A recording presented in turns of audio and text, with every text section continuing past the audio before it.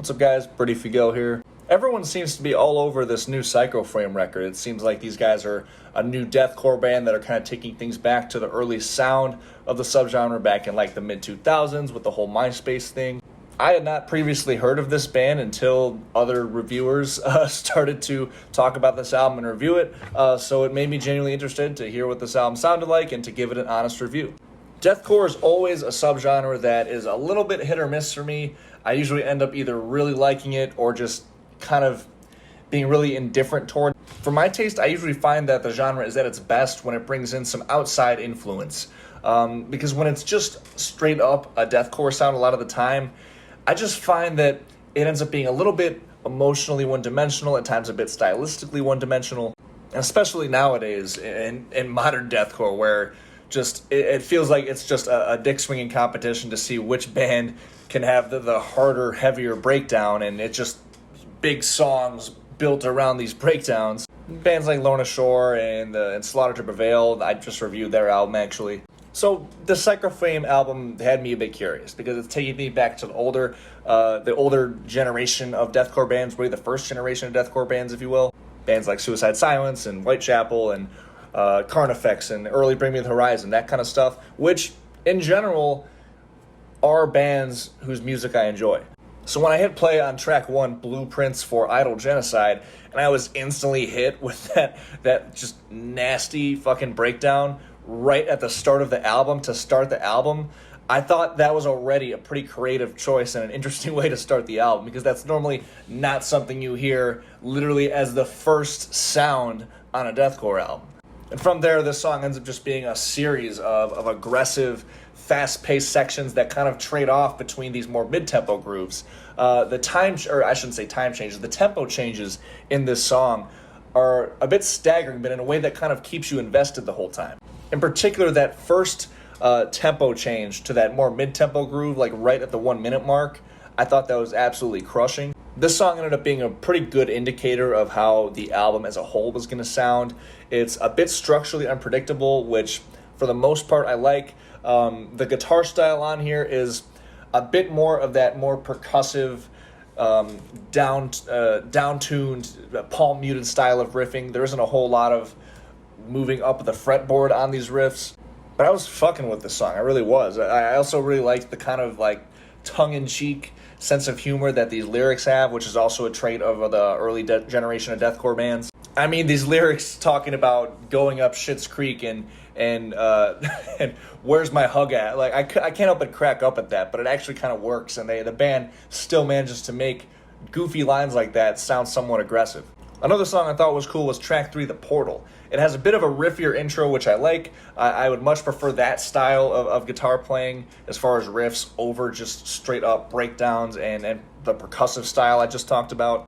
After you get through that absolutely brutal intro, you get like this shreddy guitar part that I thought was interesting, and those little shreddy guitar licks end up popping in and out pretty much throughout the whole song. And this track is another song on here where the band utilizes a series of tempo changes, but the thing is, no matter how many times they use them, and no matter if it's slowing down the song or speeding up the song, they always hit really hard, as they're supposed to. That final breakdown in particular is probably the highlight of the song for me, how it just grooves so fucking hard, and the transition into more of that mid-tempo feel really does come off as impactful. Black Wave 2 is a track that sees the band embrace a little bit more of the death metal side of things as far as the duality in the deathcore subgenre goes. There's that really cool tremolo part that first appears at like the 46-second mark that also does reappear throughout the song. I especially love later in the track how it returns with some harmonies thrown over it. It gives it a bit more of like a chaotic and somewhat dark, evil vibe to it, which I enjoy. And this song actually does have a straight-up time change near the end of it. It ends up going to a 3/4 section for the final breakdown, which, again, I was really fucking with. It just was something different. One of my favorite tracks on the album is probably the following track, Endless Agonal Devotion. Interesting title.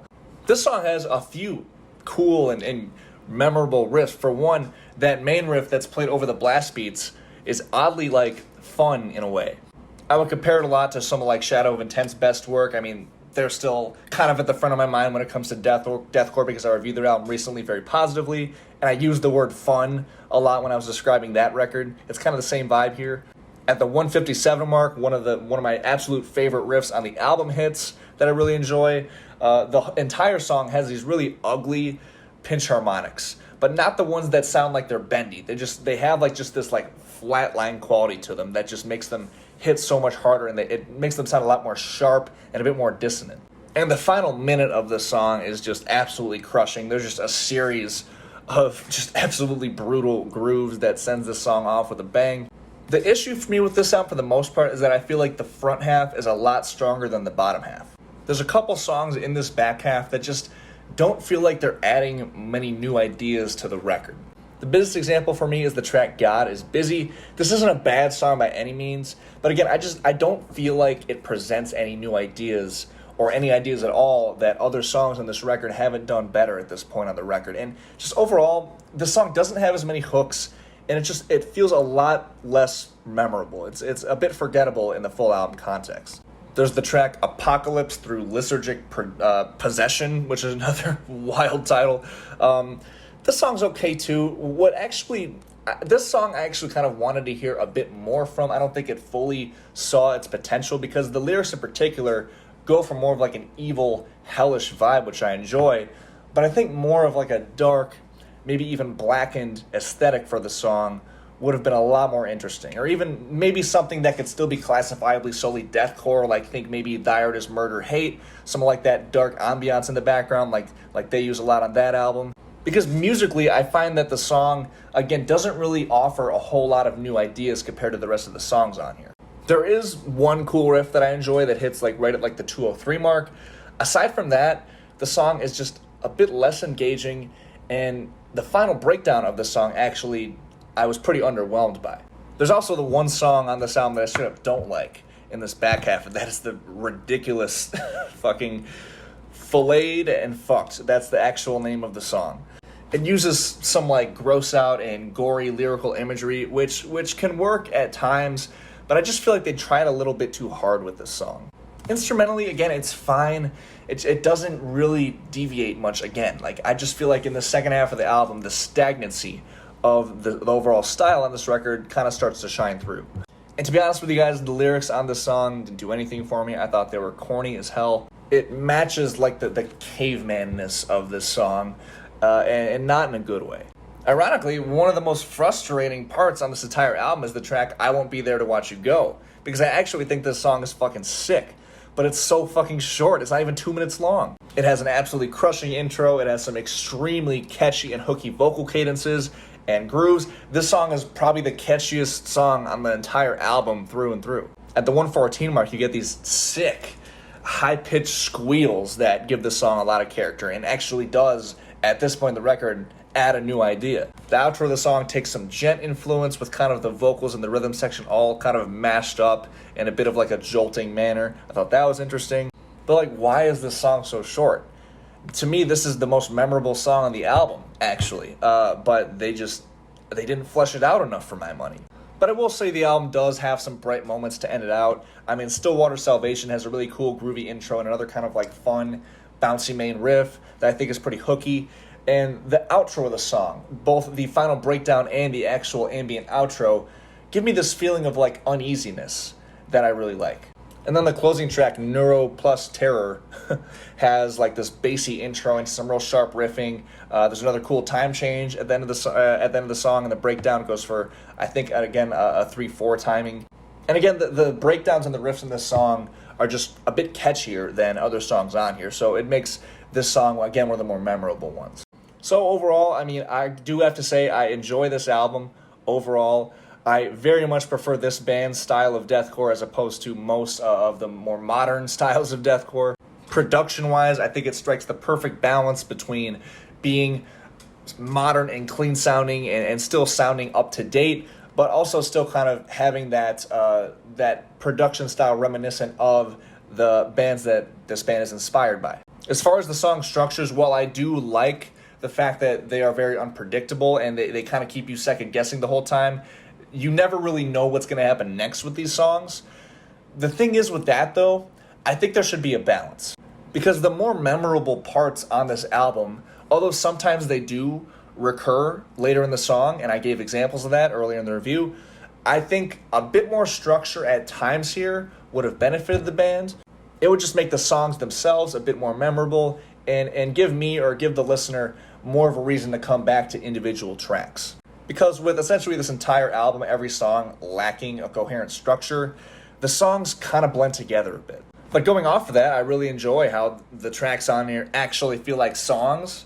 They don't feel like just big breakdowns with other parts in to kind of fill space around them. These feel like actual cohesive written songs that utilize breakdowns the way they are meant to be utilized. On the vocal front, I was very impressed. I especially love the kind of recurring dynamic the entire album between the highs and the lows. They never get to a point where, again, they feel predictable. When the highs and the lows are kind of presented continuously, they're done so in ways that don't feel stagnant. This album does maybe retain a good amount of genre-wide criticism that I have for deathcore, such as being emotionally one-dimensional, being a bit stylistically one-dimensional at times, being a bit too breakdown heavy, or just the riffs being a bit more caveman and not having a whole lot of complexity to them oftentimes. I also think the tempo changes, well, for the most part, they are used pretty well. I think they may be used a bit excessively. I think maybe if they were put in maybe in just a few of the songs rather than every song, they would hit a bit harder and they would make certain songs stand out, and then the songs that don't have the tempo changes, the band would maybe have a better chance to put more and new and different interesting ideas into those songs. But no, overall, I enjoyed this album. It's nice to hear a band kind of take things back to the earlier styles of deathcore, aside from just, obviously the classic bands like, your Suicide Silences and your Whitechapels and your Carnifex and your Chelsea Grins. The two biggest influences to me that I hear on this album are Suicide Silence, The Cleansing, and Bring Me the Horizon, Count Your Blessings. Just in the riffing style, the vocal style, the lyrics a lot of the time. And those are both albums I enjoy, so it was nice to hear, again, this new band kind of take things back to that sound. A sound that, in my opinion, was probably the best era of deathcore. The song gets a 22 out of 30 for me. As always, thank you guys so much for watching. If you've heard this album, please comment below your thoughts on it. I'd love to hear it. Remember to hit subscribe for more rock and metal-related content and album reviews. I got my Instagram, Spotify, Threads links in the description of the video, as well as a link to my original music on Spotify. And yeah, once again, thank you guys so much for watching, and I'll see you guys later. Peace.